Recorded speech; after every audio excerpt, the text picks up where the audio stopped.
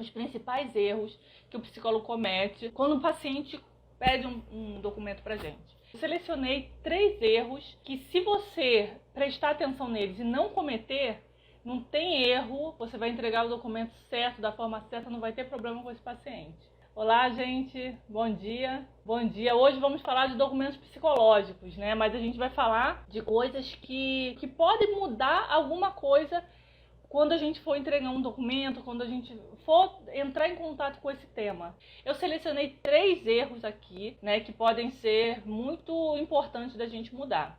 Primeiramente, quando um paciente chega no nosso consultório e pede um documento, se eu não sei que documento entregar, eu fico realmente já à mercê e já começo a dar um monte de resposta pro paciente que eu não deveria ter dado. Gente, isso acontece muito, por quê? Porque eu dou supervisão de casos, né, reais, e respondo dúvidas diárias, e eu vejo muito isso acontecer. Normalmente o paciente pede um documento que ele não sabe qual é, e sempre tem um documento, gente, que ele pede achando que é assim. Tá lá no seu atendimento com você, lá no seu atendimento, e você tá, né, fazendo um processo de psicoterapia, né, na sua abordagem, e tá lá, né, vocês dois, e de repente surge uma problemática na vida do paciente, uma problemática jurídica, de família, ou de trabalho. Aí ele fala assim: eu queria muito que você me desse um laudo para eu levar, comprovar isso e aquilo, que eu quero.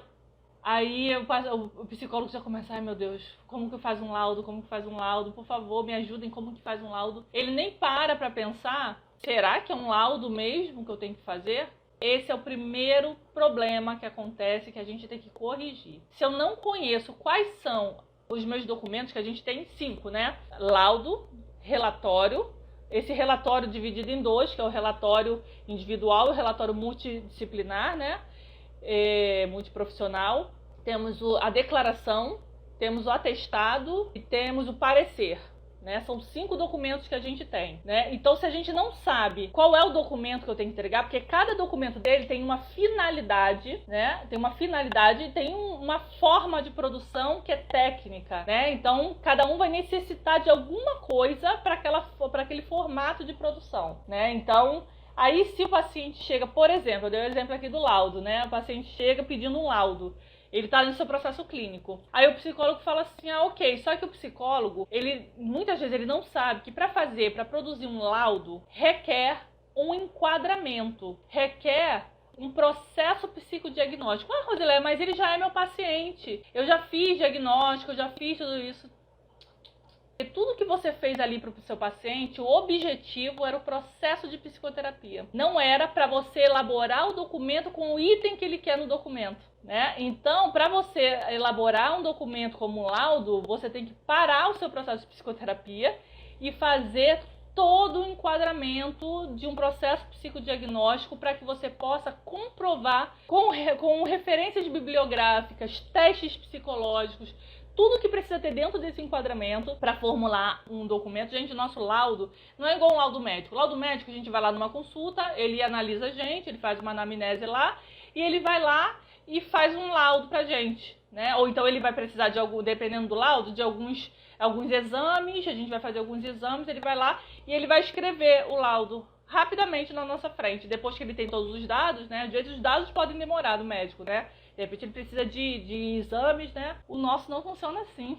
O nosso é quase um trabalho de artigo científico. O nosso é enorme, nosso laudo. A nossa produção de laudo, ela não é simples. Primeiro, só uma coisa, ela precisa no mínimo, eu acho que de 6 a 10 sessões. No mínimo, porque você vai ter que passar por sessões de avaliação. Todas as pessoas que precisam estar envolvidas na avaliação vão ter que estar. Você vai precisar pelo menos, na época, eu lembro que eu pesquisei sobre isso, precisava de no mínimo 3 testes que validem, que complementem essa anamnese, essa avaliação. Você vai ter que explicar o seu tipo de avaliação, explicar porquê dos testes, porque cada teste vai ser escolhido de acordo com o objetivo daquele laudo. Vai ter a conclusão, vai ter a devolutiva, vai ter, ou seja, é um processo de psicodiagnóstico, que é uma outra área. O psicólogo clínico, ele pode trabalhar também nessa área formal, jurídica, ele também pode ter as 2 áreas,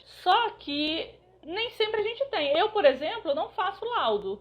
eu não faço laudo. Eu sei fazer? Posso fazer? Posso, mas pra mim não vale a pena o trabalho, né? Então tem gente que gosta de fazer esse tipo de trabalho e é a área dessa pessoa. Ela faz só isso, né? Pode cobrar caro, inclusive, né? São 10 sessões. Então, se você for um psicólogo clínico e fizer laudo, você vai ter que parar o seu processo e iniciar o processo de psicodiagnóstico para elaboração do laudo. E aí, às vezes, o psicólogo fica doido procurando, e o paciente quer o laudo e quer que você coloque aquilo que ele quer ali dentro. Eu preciso que você fale sobre isso ali dentro. Eu preciso que você coloque isso dentro do laudo para mim. E aí o psicólogo quer ajudar, porque a intenção dos nossos documentos não é atrapalhar, com certeza não. Com certeza a intenção dos nossos documentos é facilitar o paciente, né?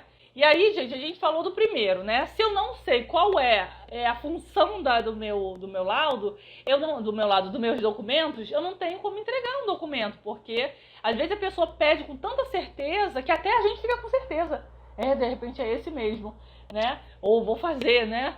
Não sabe nem como fazer. Então, a gente primeiro tem que saber para que servem esses documentos. Cada um tem um objetivo específico. E o psicólogo é que vai orientar. E aí vem o segundo erro, gente. Se eu não sei, consequentemente, eu não vou fazer uma sessão exclusiva de orientação sobre esse documento. É importante que a gente pode colocar, inclusive, no documento, que a gente teve essa avaliação, para orientar o paciente qual foi o documento, para que ele quer o documento, explicar para ele que esse documento não serve para isso, esse documento seria melhor para ele, o que vai conter naquele documento, que o paciente fica contando que contém alguma coisa, e às vezes nenhum documento vai suprir aquela necessidade interna dele, né? E ele vai ficar decepcionado. Só que aí a escolha, ou decepcionar a pessoa, ou você ficar em falta com suas normas técnicas, né?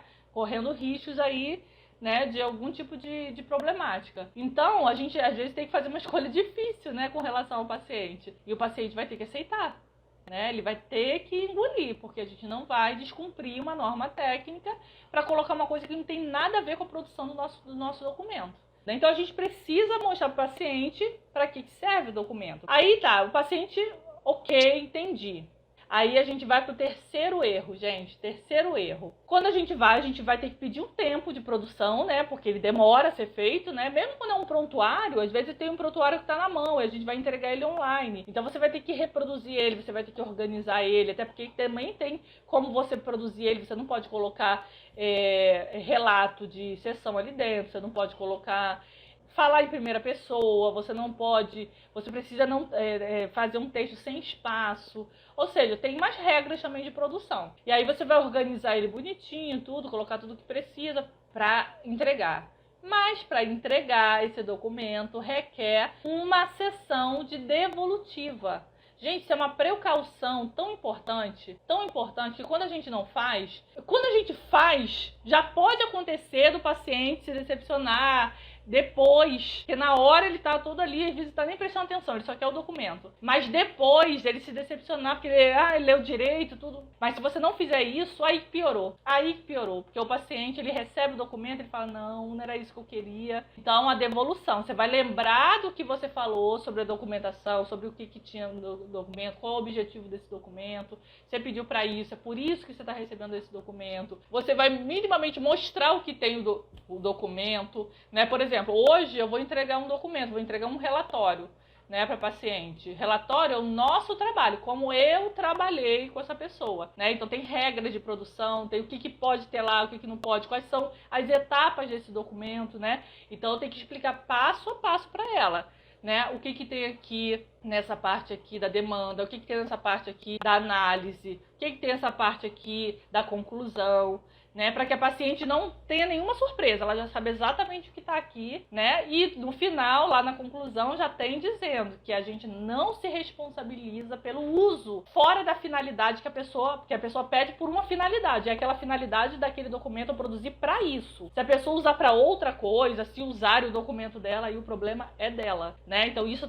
tem que estar no documento também. Então são detalhes que são importantes para a gente. Agora, o que eu preciso para saber desses detalhes. Gente, saber a produção do documento é o mínimo. Você que não está no curso, vai lá no Conselho Federal de Psicologia, que tem o Conselho Federal de Psicologia tem como produzir cada um desses documentos. Tem lá passo a passo. Você que é lá do nosso curso, a gente tem uma aula explicativa que eu acho que pode facilitar ainda mais, né? Então facilita muito em vez de você ficar interpretando, lendo, interpretando, será que tá certo, se não tá. Tem aula, modelo, tudo direitinho lá. E tem também o grupo de supervisão que você pode tirar dúvidas de detalhes lá, né? Então, gente, vamos ficando por aqui. E se vocês quiserem que eu traga mais coisas sobre esse assunto, ou tema específico sobre documentos, né? De repente eu abro aula de documentos para vocês, de vez em quando eu abro, só que é só vocês estarem inscritos na VIP Class, acompanhar os e-mails, que às vezes eu mando só para quem abre e-mail, viu? Aí eu abro, final de semana eu falo, vou dar essas aulas aqui para essas pessoas,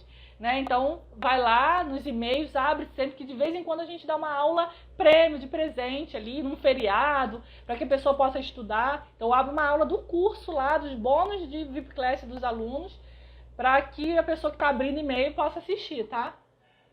Então, gente, ó, grande beijo, até amanhã, 5 horas da tarde, nossa VIP Class, tá? Tchau, tchau.